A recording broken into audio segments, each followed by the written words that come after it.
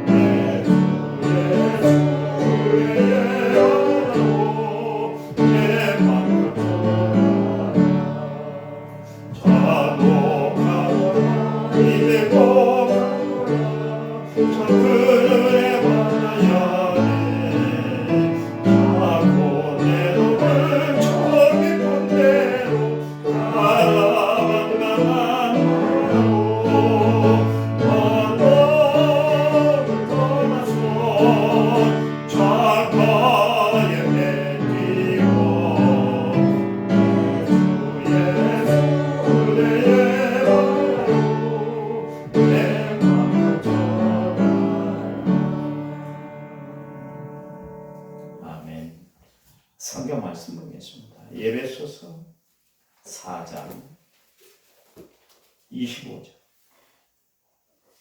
한 장만 보겠습니다. 314페이지에 있어요. 우리 한 음성으로 같이 읽겠습니다. 그런즉 거짓을 버리고 각각 그 이웃과 더불어 참된 것을 말하라. 이는 우리가 서로 지체가 되느니라. 아멘. 1차 문제 4,882번 제목을 제가 하나님 앞에 드렸습니다. 찬양 부릅니다.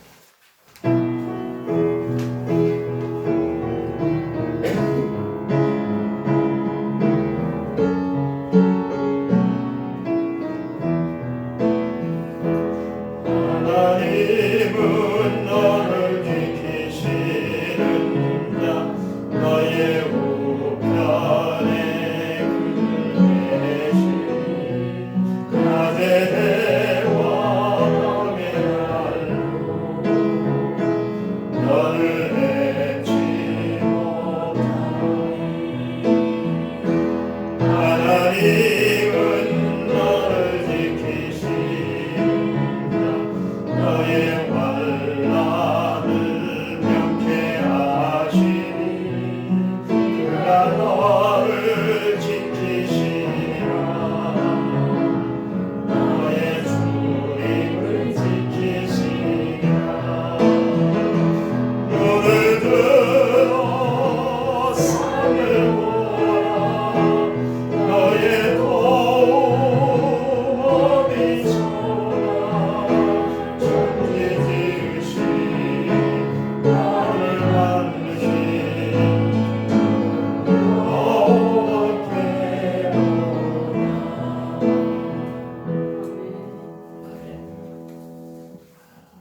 날마다 하나님의 도우심을 받고 살아가는 성도들이 되시기 바랍니다. 아멘. 세상에는 진짜가 있고 가짜가 있어요.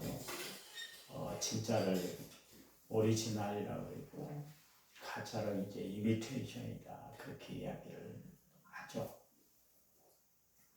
말에도 참말이 있고 거짓말이 있어요. 사람도 보면 이렇게 진실한 사람이 있는가 하면 거짓된 사람이 있습니다. 눈물도 보면 진정으로 흘리는 눈물이 있는가 하면 가시적으로 흘리는 눈물이 있어요. 여러분이 잘 아신 것처럼 악어는 먹이를 잡아먹을 때 눈물을 흘린다고 하잖아요. 이 아가리를 막 이렇게 벌리면 그 눈물샘을 자극해서 흘리는 눈물이에요. 절대로 긍휼한 마음 때문에 흘리는 눈물이 아니에요. 사람들 중에는 그렇게 악어의 눈물을 흘리고 살아가는 사람들도 종종 있어요. 어제 신방을 갔더니 할머니 권사님이 그런 이야기를 하시더라고요. 목사님은 참 종이다. 그런 이야기를 하세요. 그래서 내가 그 말씀을 들으면서 내 자신을 한번 되돌아봤어요. 내가 정말 하나님 앞에 신실한 목회자인가. 바울처럼 정말 내가 하나님을 본받은 것처럼 당신들은 나를 좀 눈맞고 살았어요. 그런 이야기를 했잖아요. 그런 것처럼 나도 당당하게 정말 사람들 앞에서 여러분들 나를 본받고 정말 신앙생활 좀 했으면 좋겠습니다. 이렇게 내가 이야기할 수 있는 목회자인가 한번 생각을 해본 적이 있습니다. 세상에는 참과 거짓의 논리가 있잖아요. 예수님도 선한 목자와 싹군 목자가 있다 그랬잖아요. 또 목장에는 양과 이리가 있다 그랬고 줄을 서는데 오른편에 선 사람이 있고 왼편에 선 사람이 있다 그랬습니다. 이 새벽에 나는 어떤 사람인가? 나는 정말 하나님 편에 서 있는 구원받은 하나님의 자녀답게 나는 당당하게 세상을 예수님의 모범을 보이면서 예수님 말씀대로 내가 살아가고 있는가. 하나님은 마지막 때 기억하시기 바랍니다. 알곡과 쭉정이를 분명히 구별해 내실 거예요. 그 하나님은 실수하들 않으세요. 사람의 실수해서 뽑아놓고 나중에 검증을 하니까 별 비리가 다 나오고 별 이력들이 다 색출이 되지 않습니까? 세상에서도 봐보세요. 그 고위고직에 앉으려니까 다 그게 밝혀지고 자신들의 과거까지 소상하게 다 밝혀지고 그러잖아요. 하나님이 그거 못하시겠어요? 세상에서도 어떻게 그렇게 자료를 가지고 뒤져가지고 그 사람의 비리, 그 사람의 약점에 대해서 그렇게 밝혀내는지 모르겠어요. 하나님은 그의 눈이 어떤 눈이라고 그랬냐면 불꽃 같은 눈이다. 그분의 마음은 어떤 마음이냐 그랬냐고 할 것 같으면 마음 중심을 살피시는 분이다. 그래서 하나님은 실수하들 않으시는 분이에요. 마지막 때 분명히 쭉정이 알곡이 갈라낼 거예요. 쭉정이는 걸러서 다 불에 태워버리지만 알곡은 모아서 창고에 걸어두게 될 거예요. 우리는 정말 하나님이 받으실 만한 선한 청지기로 살아가고 있는가?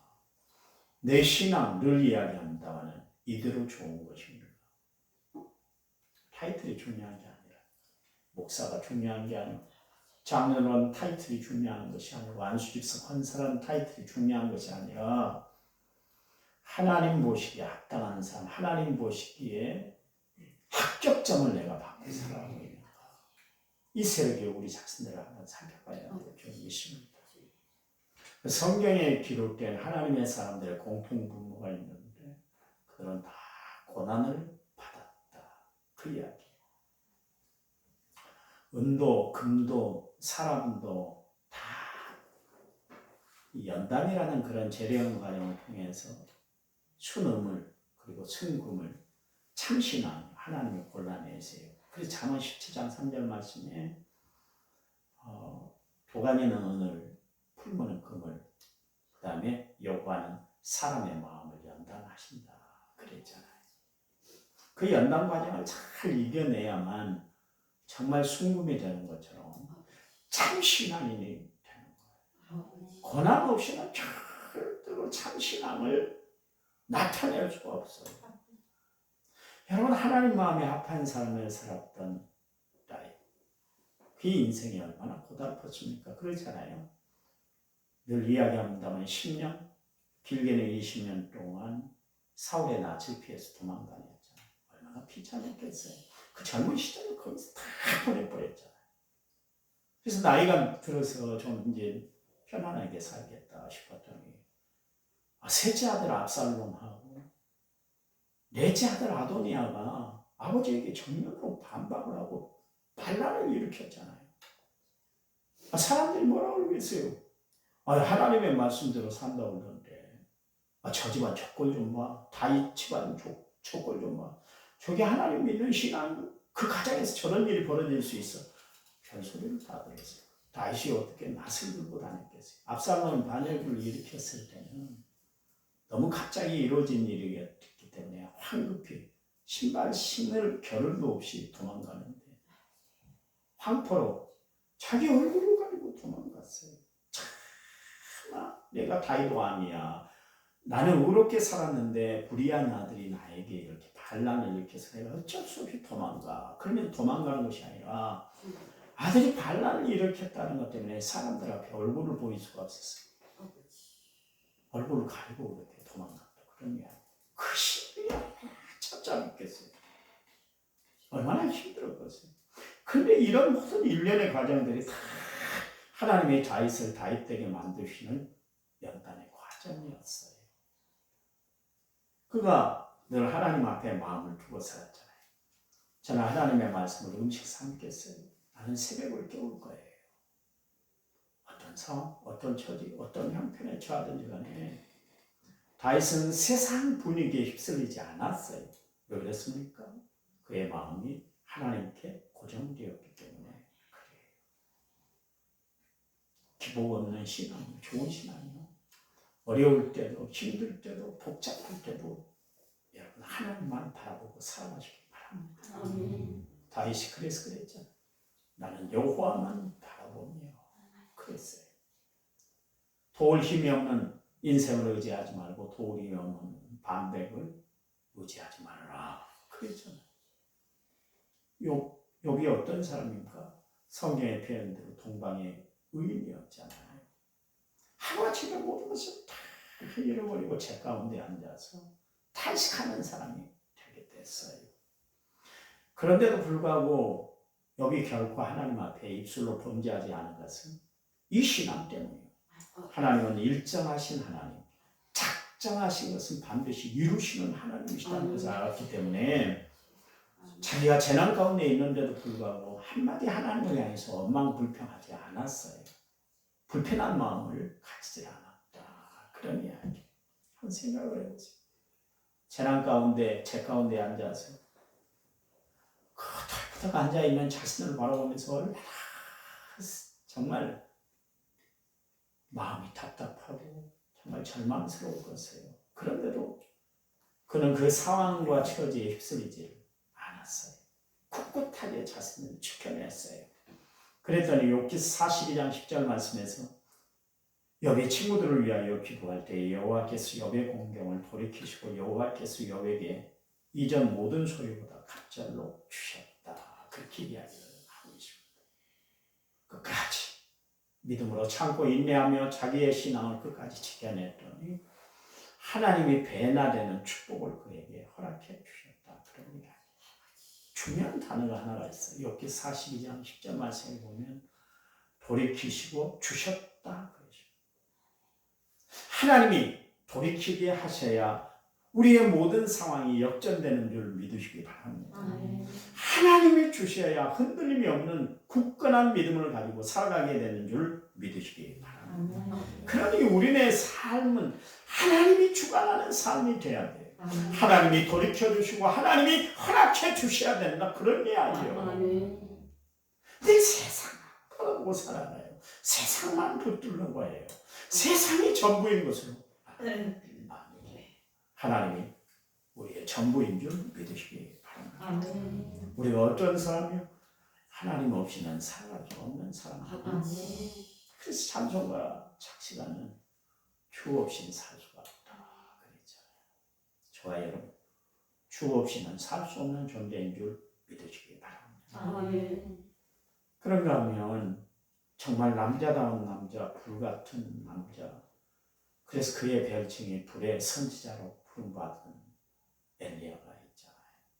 갈면산의 그 영웅적인 모습을 하루아침에 다 잃어버렸어요. 그 아방의 암비였던 이세벨이 그 간계의 소리를 했어요. 엘리야, 당신을 내가 죽이질 않으면 나 오늘 이렇게 못 살아. 우리 신들이 나에게 벌을 내릴 거야. 나는 반드시 너를 죽일 거야.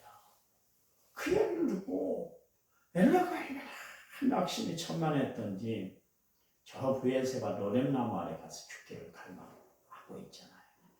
그의 용맹스러움, 그의 당당한 믿음 다 잃어버렸어요. 여러분, 우리의 믿음 가심할 거 없어요. 늘 이야기합니다만 우리의 믿음이 대단한 믿음인 것 같지만 그렇지 않습니다. 말 한마디에 실족하고 행동 하나에 실망하고 살아가는 것이 우리예요. 그 믿음, 정말 여러분, 걸레 같은 그 믿음을 하나님이 붙잡아 주셔야 걸레가 행주로 변하게 되는 줄 믿으시기 바랍니다. 하나님이 붙잡아 주셔야 내 믿음이 당당한 믿음이 되는 것이지, 내 믿음은 언제든지 변할 수가 있는 거예요. 그러니 내 믿음을 성령이 붙잡아 주시고 하나님이 붙잡아 주시고 말씀이 나를 붙잡아 주셔야만 내가 흔들림 없이 살아가요. 엘리야, 그 당당한 사람, 각종 기적과 이사를 다 베풀었던 사람이 엘리야 아닙니까? 근데 말 한마디요 말 한마디, 칼을 들이대면서 그런 이야기를 했다든가, 아니면 그에게 찾아와서 적군이 그를 죽이려는 사람들이 막 둘러싸서 그를 어렵게 만드는 그런 상황도 아니고 그냥 이세벨이 한마디 한 말, 그 말을 전해 듣고 그렇게 죽기를 갈망하고 있잖아요. 이게 인간이에요. 그래서 성경이 반드시 선줄로 생각하는 자는 넘어질까 조심하라, 그런 이야기가 그냥 주어진 거 아니잖아요. 이게 하나님의 말씀이지 않습니까? 자신이 섰다고 생각할 때 가장 조심해야 되는 거예요. 베드로, 예수님을 부인했다는 절망감이 얼마나 컸겠어요. 이 예수님은 그의 마음을 회복시켜 주시기 위해서 부활하는 눈으로 주님이 직접 갈릴리 호숫가에 찾아가셨잖아요. 여러분, 하나님의 역사는 먼저 찾아오는 역사인 줄 믿으시기 바랍니다.